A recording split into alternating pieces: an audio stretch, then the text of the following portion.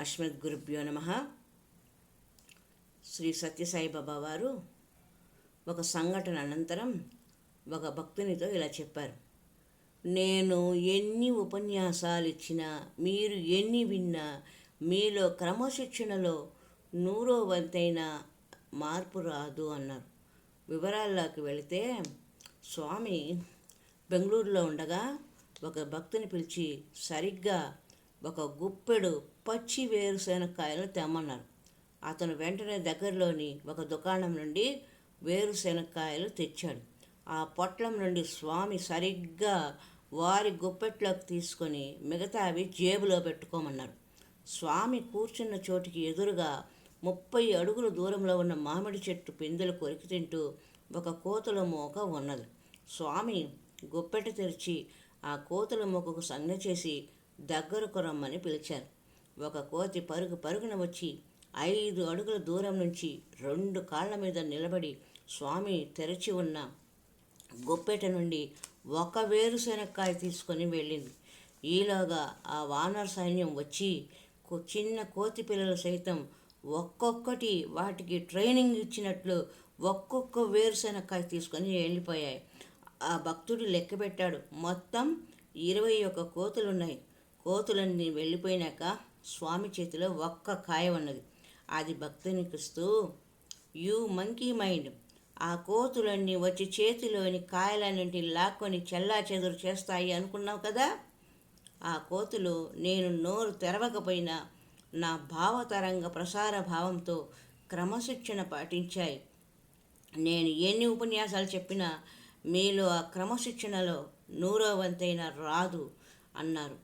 నిజమే. మరి స్వామి దర్శనమైన తర్వాత, ప్రబోధం విన్న తర్వాత కొన్ని నిమిషాల పాటైనా నిశ్శబ్దంగా కూర్చొని మరణం చేసుకోకుండా క్యాంటీన్కి పరుగు తీస్తే అక్కడితో ఆ ప్రబోధ భావము మాయమవుతుంది. మహనీయుల ఉపన్యాసం విన్న, ఆధ్యాత్మిక గ్రంథాలు చదివిన, వైరాగ్య భావనతో అంతా అర్థమైనట్లు అనిపించిన ఆ ప్రాంగణం విడిచిన వెంటనే మళ్ళీ మామూలే. మన వృత్తి వ్యాపారాలలో అవి మరుగున పడతాయి అంటున్నారు. ముంబై నగరంలో స్వామి భక్తులైన ఒక ప్రముఖ వ్యాపారవేత్త తాను కొత్తగా నిర్మించుకున్న ఇంటిని దివ్యపాద స్పర్శతో పావనం చేయవలసిందిగా సత్యసాయిబాబా వారిని ప్రార్థించాడు. స్వామి ఎంతో సుందరంగా నిర్మించిన ఆ ఇల్లంతా చుట్టి వచ్చి, అంతా బాగుంది, కానీ నీ ఇంటి చుట్టూ ఇంతమంది పేదవారు పూరి గుడిసెలో నివసిస్తుంటే నీకు ఇట్లా ఇంట్లో సంతోషం ఎలా దొరుకుతుంది అన్నారు.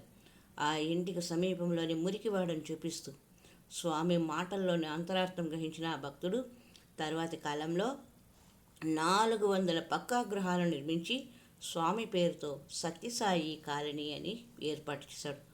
అందుకే మీరు దైవానుగ్రహానికి పాత్రలు కావాలంటే సేవ ఒక్కటే చాలు అంటారు బాబావారు. సాధారణంగా లోకంలో ఫలితం ఆశించకుండా ఎవరు కర్మను చేయరు అంటుంది సుభాషితం. నిజానికి కర్మలు చేయడానికి మనల్ని ప్రేరేపించేది ఫలితం పట్ల ఉన్న మక్కువే. కనుక ఫలితాన్ని ఆశించకుండా ఎవరు ఏ పని చేయరు అనేది జగమెరిగిన సత్యం. కానీ మన దుఃఖానికి, ఒత్తిడికి, ఆందోళనకు, కుంగుబాటుకు, విషాదానికి కారణం ఫలితం ఆశించి కర్మ చేయడమే. ఫలితం ఆశాజనకమైతే ఆనందము, నిరాశాజనకమైతే దుఃఖం. ఈ సుఖదుఖాలే మనల్ని బంధించేవి, అంతేకాని ఫలితం ఆశించడం వల్ల కాదు. అందుకే శ్రీకృష్ణుడు సుఖదుఖాలు, జయాపజయాలు, మానవమనాలను సమానంగా స్వీకరించేవాడే యోగి అని పేర్కొన్నాడు. కానీ కర్మల వల్ల కలిగే ఫలితాలు ఎలాంటివైనా సమానంగా స్వీకరించగలిగే స్థితి ఎలా లభిస్తుంది? నిష్కామ బుద్ధితో చేస్తే సరే. దీనికి ఉదాహరణగా ఒక ధనికుని ఇంట్లో పని మనిషి ఆయన చెప్పిన పనులన్నీ చేస్తుంది.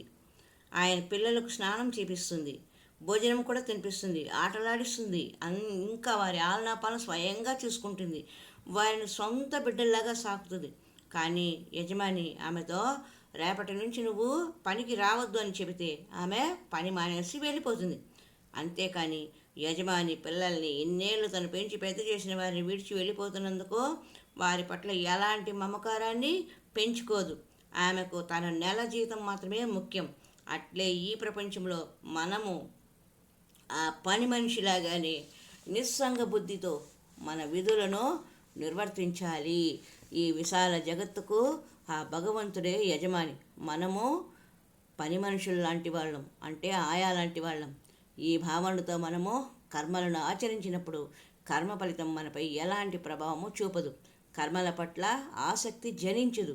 అందుకే భగవదార్పణ బుద్ధితో చేసే కర్మల పట్ల ఎలాంటి సంగమం ఏర్పడదు అని గీత 5వ అధ్యాయం 10వ శ్లోకంలో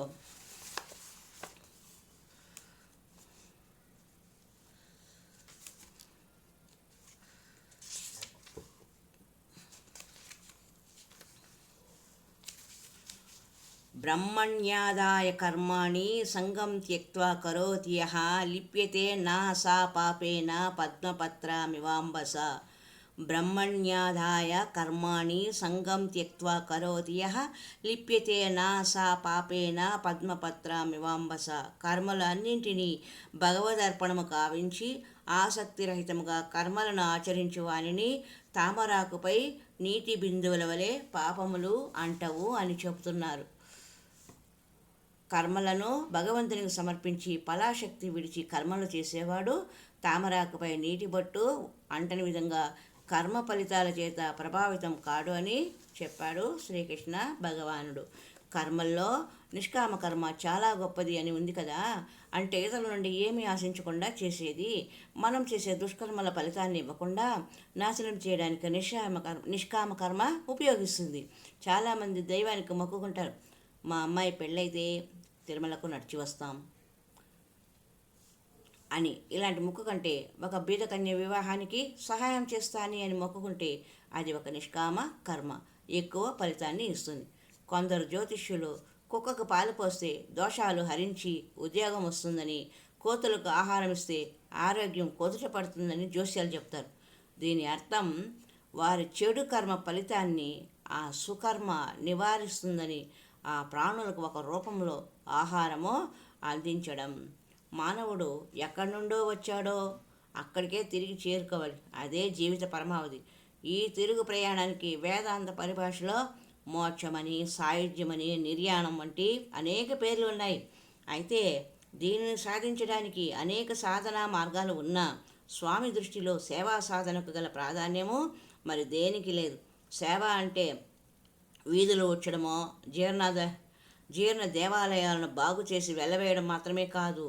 వేసవి కాలంలో దాహం తీర్చడం, బాధల్లో ఉన్నవారి మనసుకు ఓదార్పు కలిగేలా మధురంగా మాట్లాడడం కూడా సేవయే. చాలామంది సేవను, సహాయాన్ని ఒకటిగానే భావిస్తారు. అడిగిన తరువాత చేసేది సహాయం. అడగకుండానే అవసరం ఎరిగి చేసే ప్రతి కార్యము సేవ.